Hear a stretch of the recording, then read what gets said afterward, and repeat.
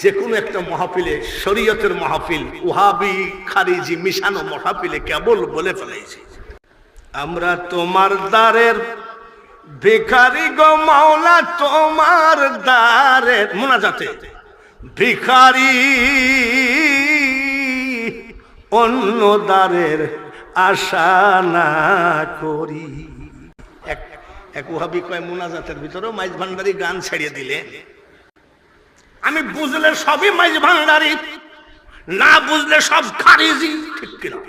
আরে আমি দয়ার নবীজির রওজার খাম্বা ধরে কাঁদতেছি, দয়ার নবী তোমার দরবারে, আমি আমার ভাবে একা একা এই আসামি নবী হাজির হয়েছি,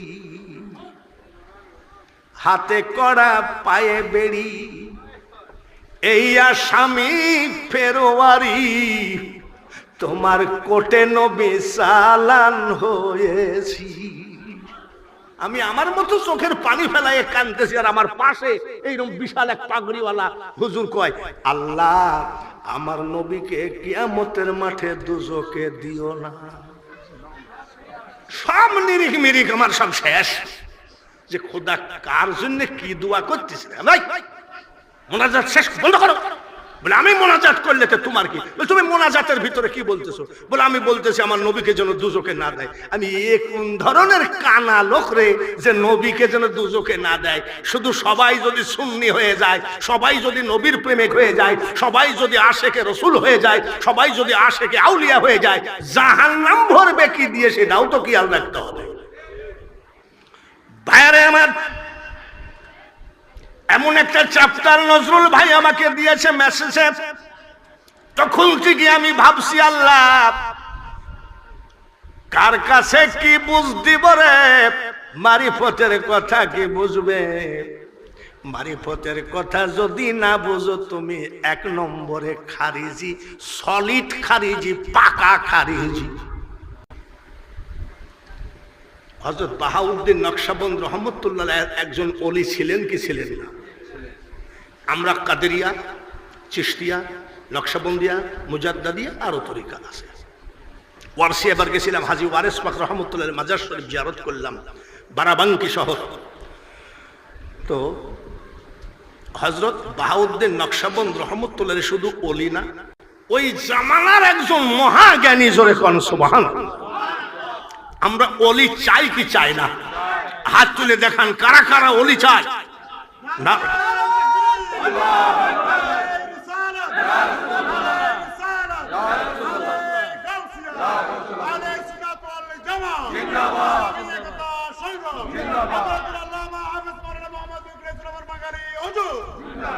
আব্বা আমাকে যে ব্যাপারে ওয়াজ করতে বলছেন আমি তাই বলছি।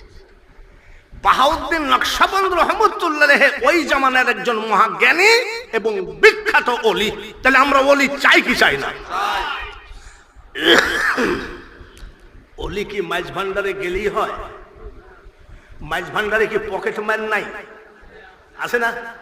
মাইজ ভান্ডারে চোর নাই, মক্কায় চোর নাই, মদিনায় চোর নাই। তাবলিগ জামাত যখন বিশ্ব ইজতেমা করে তখন গুলিস্তান, ফার্মগেট, কোথাও আপনি একটা পকেট মায়ের পাবেন না। সব চলে যায় কোন জায়গায়? টুঙ্গির মাঠে। ওরা ওইখান থেকে 1 বছর টুঙ্গির মাঠে যদি ইজতেমা পায়, পকেট মাররা 1 বছরের মধ্যে বিশাল ধনী হয়ে যায়। কমপক্ষে 500 মোবাইলই চুরি হয়ে যায়। চোর সব জায়গায় আছে। বাহাউদ্দিন নকশবন্দ রহমতুল্লাহের কথা বলছি, অল্পতে বুঝে নিয়ে। জ্ঞানী বুঝে ইশারায়, আর মূর্খ সাপল। সাপল চিনেন? সাপল দিয়ে চোখের মনি ফাটাইয়া দিলেও বুঝে না। হাই রোডে আমার সভাপতি সাহেবের মতো একটা মানুষ একটা হোটেল বানিয়েছে। ওই হোটেলের একটা কর্মচারী রাখছে, সামান্য বেতন দেয়। যা কিছু পরোটা, খিচুড়ি, ভাত, বিরিয়ানি, পোলাও যা রান্না করে বাবুর্চি বিক্রি করে সভাপতি সাহেব পকেটে করে চলে আসেন। আর বাবুর্চি যাই অল্প বিস্তর কিছু থাকে তাই খেয়ে হোটেলের বেঞ্চের উপরে ঘুমাইয়ে থাকে, কিন্তু বাবুর্চির জিন্দেগিতে তাহাজ্জুদের নামাজ কাজা নাই। খালি সুবহানাল্লাহ বললে হবে না। সেদিন আমি কি বলছি জানেন? আসসালাতু খায়রুম মিনান নাওম,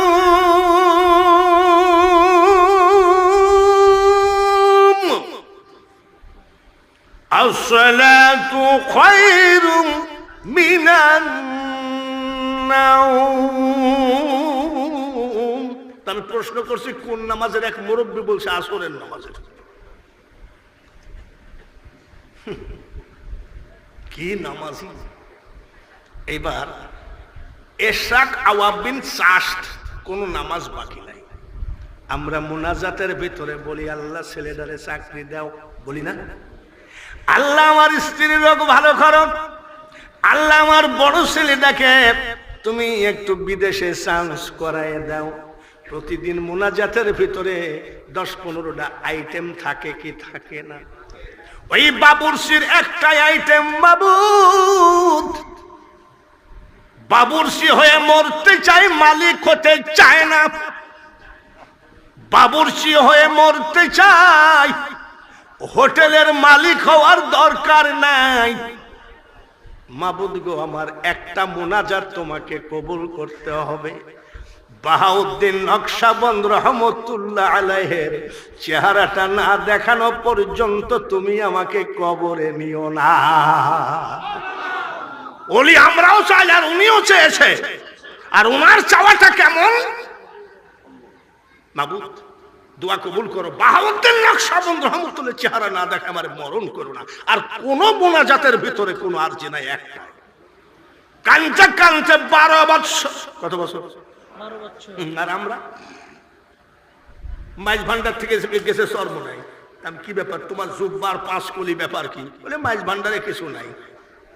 2 বছর পর গেছে আবার 8 রশি, কি ব্যাপার? এবার আবার তুমি কোথায়? তোমার ভাবসাবি অন্যরকম। বলে চর্ম নাই, কিছু নাই, 8 রশিতে মাল ভরা। এরকম পীর পাল্টানো অভ্যাস আছে কি নাই? তার মানে ওনার ভিতরে কোন অলি দাঁড়াইতে চাই না, ভিতরটা ভালো না। 12 বছর একাধারে কানতেছে বাবুর্চি। জোরে কম, কত বছর? 12 বছর। যেদিন 12 বছর হয়ে গেল, আসরের নামাজ আনতে মাওলা তুমি দোয়া কবুল করো। আসরের নামাজ আনতে মুনাজাত করে, মাওলা তোমার কাছে আমি হোটেলের মালিক হতে চাই নাই, কোটি টাকা চাই নাই, বড় বিলাসবহুল জীবন যাপন চাই নাই। আমি চেয়েছি আল্লাহর ওলি বাহাউদ্দিনের চেহারাটা দেখাও। 12 বছর হয়ে গেল, কিন্তু এই মুনাজাতটা তুমি কেন কবুল করো না? 2 চোখের পানি ঝরায় কান্দে, মাগরিব পড়ে দোয়া করে, এশার নামাজ পড়ে দোয়া করে। সভাপতি সাহেব যা কিছু ছিল বিক্রি করে বাড়ি গেছে, যা কিছু বাবুর্চির ছিল বাবুর্চির জন্য ওইগুলো খেয়ে এশার নামাজ পড়ে কান্দতেছে। মাবুদ গো, 12 বছর হয়ে গেল, একটা মুনাজাত কবুল করলা না। কবুল করো। কানতে কানতে হোটেলের বেঞ্চে ঘুমায় গেছে। আবারও বলেন কত বছর? মাঝ ভান্ডারে 47 বছর হয়ে গেল। আমি বাঙালি হুজুরের আশা, তারপরেও ভয় করি আমার মাঝ ভান্ডারির তেলেসমাতি বোঝা বড় দায়। শুনলে ভয়ে অঙ্গ কাঁপে, কখন জানি কি ঘটায়। আমার মাঝ ভান্ডারির তেলেসমাতি বোঝা বড় দায়, আমার গৌসে পাকের তেলেসমাতি বোঝা বড় দায়। আর দাম করে তুমি বুঝে ফেললা। খেলাফতি নিয়ে এসে পীরগিরি শুরু করলাম, মুরিদ না হইতেই খেল খলিফা। আমাদের দেশে এমনও পীর আছে 1 প্যাকেট গোল্ড লিপ সিগারেট দিলে খেলাফতি দেয়।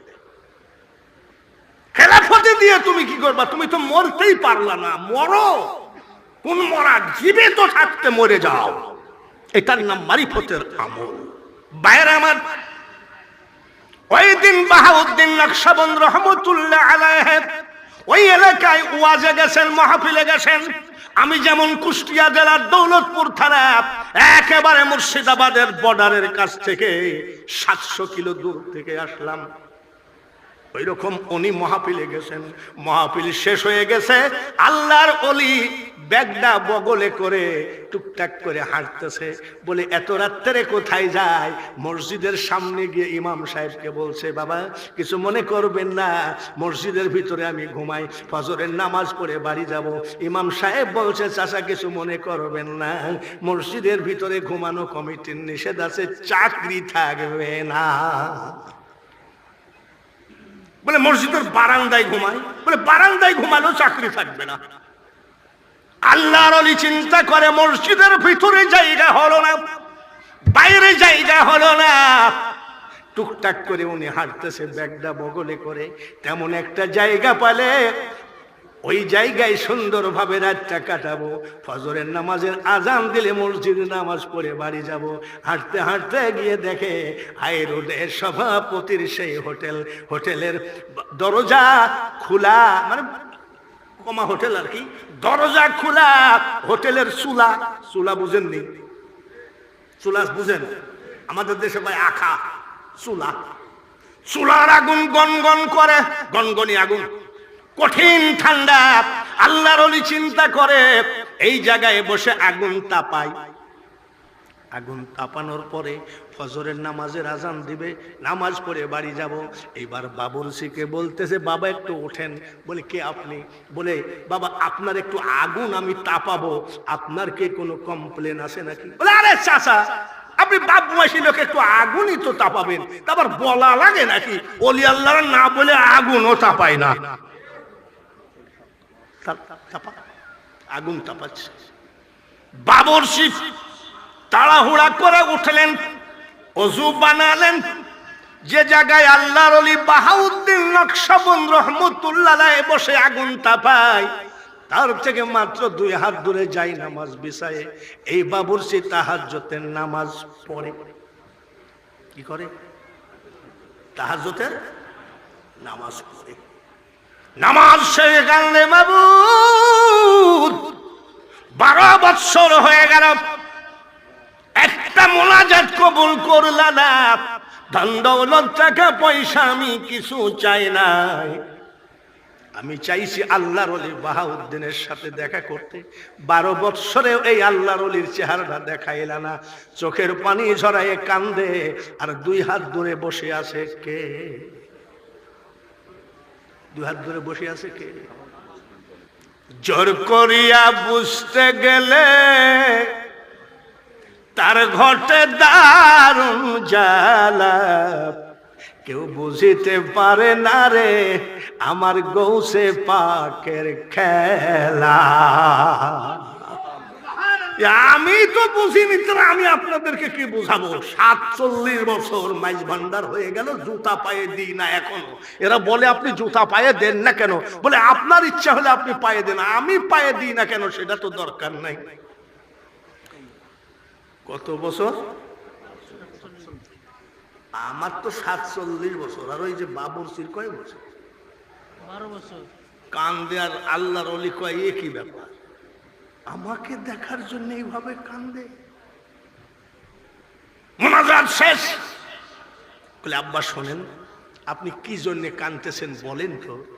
খট করে পাটা জড়াইয়ে ধরে বলতেছে, চাচা এই ঠান্ডার ভিতরে আগুন তাপাইছেন, খুব আরামে আগুন তাপালেন, টাকা চাইলে তো টাকা দেওয়া লাগতো, আপনি মুরব্বী মানুষ, আপনার হাত দুখানা তুলে দোয়া করেন আল্লাহর ওলি বাহাউদ্দিন নকশবন্দ রহমতুল্লাহ আলাইহির সঙ্গে যেন দেখা না করে আল্লাহ কবরে না নেয়।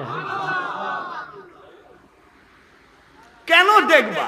বলে কেন দেখবা? আপনার তো দরকার, আপনি আগুন তাপাইছেন, দোয়া করবেন কিনা সেটা বলে। 12 বছর কাঁদতেছে। বলে আয় আব্বা আমার বুকে আয় রে, আয় আমার বুকে আয়, তোর সাধন ভজনের গাছে ফল ধরেছে, আমি বাহাউদ্দিন নকশবন্দ রহমতুল্লাহ আলাইহি, জোরে বলেন মারহাবা।